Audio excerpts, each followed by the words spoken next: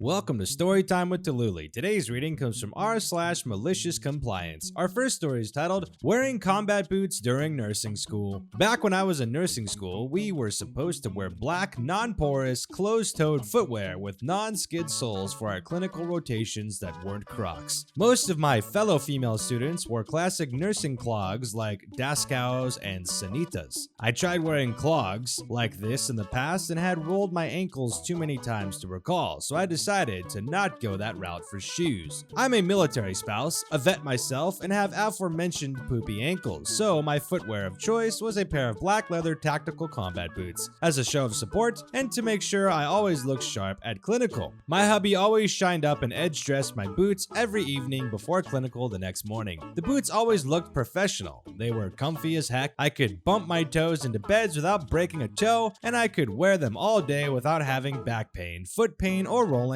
an ankle. The same could not be said for my classmates wearing more traditional shoes like clogs. During the first week of my first semester, I had an old school nurse as my clinical instructor. I say old school because she believed female nurses should still be wearing crisp white uniforms with the stupid starched hats and that our profession lost prestige when we transitioned to scrubs. This instructor got such a bee in her bonnet about my boots and decided that my boots were out of regulation that she threatened to take it up to the director and have me tossed from clinical, thus failing the program. There was nothing in the handbook specifically stating I couldn't wear my boots, since it just stated footwear, which was black, well-maintained, non-skid, and non-porous. Check, check, check, check. Furthermore, the pair of boots that I wore were meant to be worn by EMTs, so they were waterproof, blood-borne pathogen resistant, puncture-proof, oil-proof, non-skid, and had reinforced toes. They were just as expensive as Dansko clogs and could handle lots more abuse. I knew I was in the clear, and so I decided to keep wearing them. The day after the instructor commented on the inappropriateness of my boots, she did a uniform/shoe inspection to make sure we were appropriately attired. I, of course, was wearing my nicely polished combat boots. She failed me for the day based on my boots, so I politely objected, stating that my boots fell within the definitions of acceptable footwear in the handbook. She literally marched me to the director's office like I was a kid caught stealing cookies and demanded I get tossed for the boots. Failure to follow program rules and disrespect because I objected to her failing me. The program director, upon further close reading of the program regs, determined there was nothing that was wrong with the boots. They adhered to the standards set forth by the program, and that they were honestly safer than most of the shoes the other students were wearing because they were waterproof, puncture-proof, non-skid, and had reinforced toes.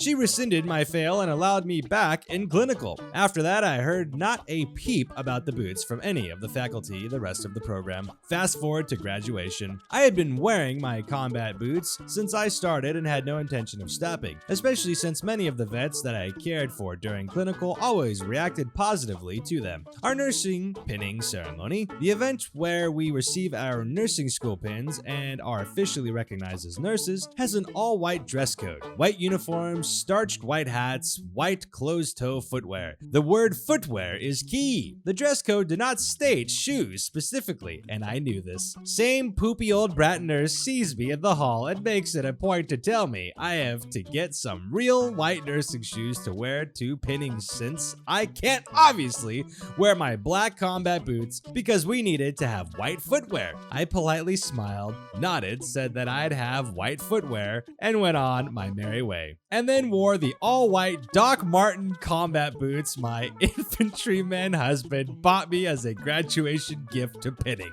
The instructor stopped me after the ceremony and complimented me on actually getting nursing shoes, at which point I pulled up the leg of my white scrubs and showed her my boots. The look on her face was priceless. Edit. So this post kind of blew up and a lot of people are asking what kind of boots I wear. I wear ATAC 2.0 8-inch Defenders by 5.11. You can get them directly from 5.11 or at Gals. Thank you for all the love. Oh, that's amazing!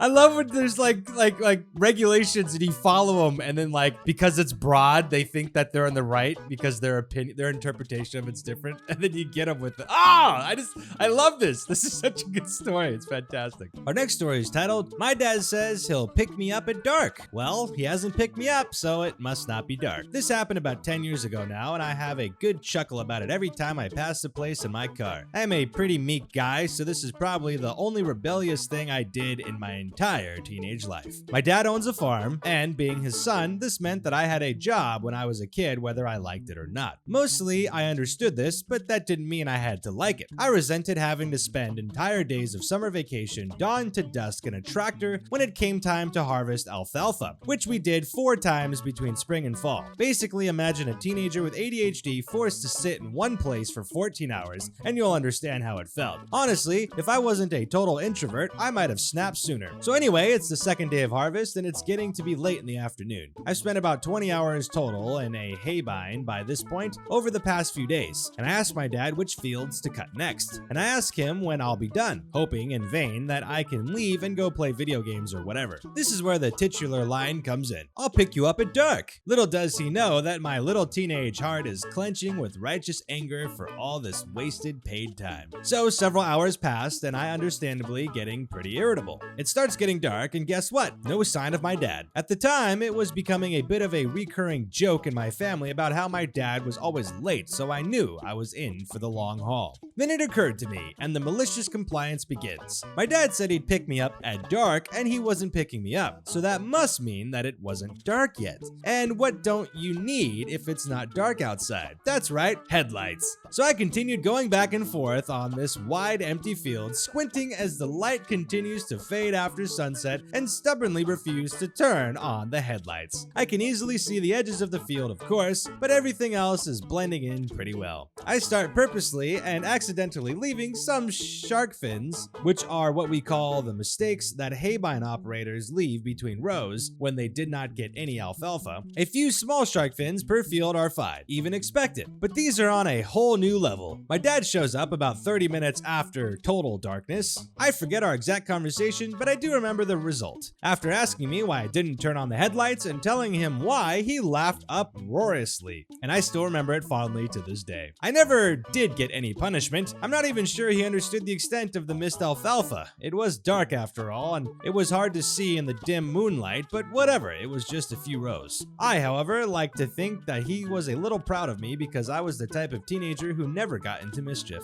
I asked him about it recently, and unfortunately he has no memory of the incident. Oh well. I, however, will probably remember this little bit of malicious compliance fondly for the rest of my life. It might have been pretty insignificant and motivated by laziness, but it was also the first time I really stood up for myself against an authority figure. Oh wow, you sure showed him! I wonder how much damage you actually did. Probably not enough if he doesn't remember it, because he would have probably went out the next day and been like, what the heck? Oh, that's funny though. Well, you said you'd come at dark, and it's not dark because you're not here, so I didn't turn the lights on. What an argument. Our next story is titled, Parents Forbid Me to Use My Preferred Name at School? I'll just keep adding letters to the end of it. I came out to my parents as a trans man before the start of my freshman year of high school, and they were extremely hostile about it. So much so that they forbade me from using my chosen name at school or even with my friends. Well, I thought that was a load of crap and changed my name in the school system on the first day. It had my legal name listed, but for most purposes, my preferred name was used. After about 3 months, they found out about it and were upset. So they said to me, OP, you have to change your name in school right now. So I was like, okay, I will. And I changed it from Bob, not my actual name, to Bob with an extra B. The next day, they checked the homework portal and discovered I had indeed changed it, but not to my legal name. OP,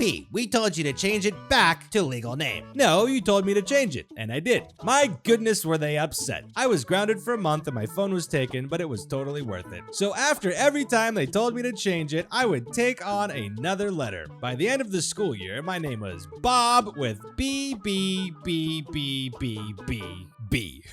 7 B's. Eventually, they stopped grounding me and just gave up. I was allowed to use my preferred name the rest of high school, provided it wasn't around them. Edit. Gosh, this really blew up. Thanks for all the supportive comments. I really appreciate them. Having to live at home again with an unsupportive family has been really hard on me. All this has really made me feel like the world isn't so bad. Thank you for the gold and silver too. Note, my mom has started coming around and I'm planning on cutting off my dad once she divorces him for being a piece of garbage, including what he did to me. I can't imagine, like, it's crazy. Like, why would they get mad about your your name. It's like, if you want to change your name, you should be allowed to change your name, you know? Like, I don't know why they would be so crazy about it. I mean, I don't know. I feel like parents should support their kids and love them regardless, even if it's against what they believe in, because it's your kid. You should love your kid, and you know, and it's like, just be there for them, support them, help them get through whatever they're going through, because life is not easy, and having your parents not on your side is just, that's a terrible thing, honestly. So love your kids, support them, and a name, well, it's their name. You know, they should be able to choose what they want to be called. Just because you came up with something doesn't mean they should have to keep it. Our next story is titled, I Guess I'll Reply to All. I'm a software developer. My department and other department each made different products, but a customer would often have both. And these products need to communicate with each other. Both teams had the task of adding a feature, which required some modification to how the products communicate. Communication is done via a published protocol, which means that our two teams just need to follow the spec, which is great. The teams are in different countries, so the time zones make direct collaboration somewhat challenging.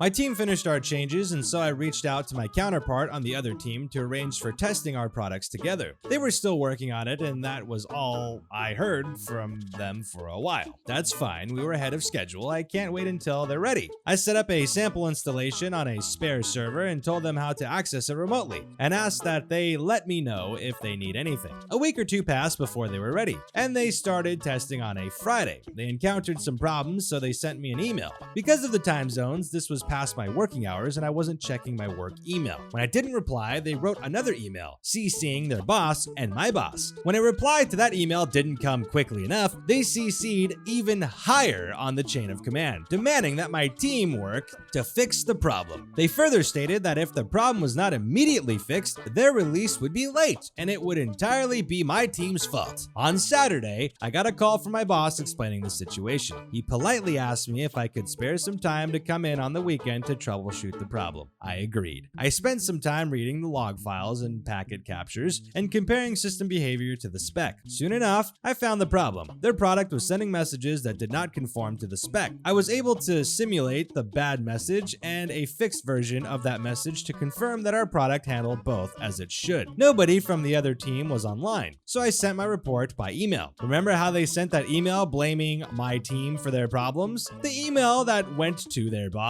boss's boss, my boss, and my boss's boss? Yeah, that was the email I replied to, replying to all. I very politely and professionally explained exactly what the problem was, making sure my explanation would be clear to those upper-level managers before going into the technical details and what changes they would need to make to fix the problem. Clicking the send button has never felt so satisfying. Working on the weekend resulted me in being in a much better mood than if I'd stayed home the whole time. And per department policy, I took some comp time during the week to make up for those weekend hours. This was my first time working with this team, but from what others told me, this wasn't an unusual experience. A few years later, the company was restructured and that office was closed down completely.